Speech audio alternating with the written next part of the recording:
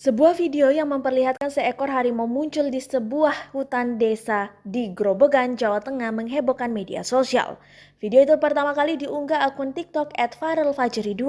Kemudian diunggah ulang oleh Instagram @infogrobogan.id pada Jumat 24 September 2021. Dalam video itu terlihat seekor harimau yang ukurannya cukup besar.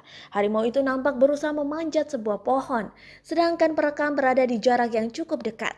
Di keterangan video dituliskan bahwa lokasi video yang direkam di wilayah Kedung Jati sekitar pukul 10:41 waktu Indonesia Barat. Terdengar suara keramaian warga di sekitar lokasi. Pengunggah pun menuliskan jika kejadian itu terjadi di Desa Karanglangu, Kecamatan Kedung Jati, Kabupaten Grobogan. Unggahan ini pun mendapat banyak komentar dari para netizen.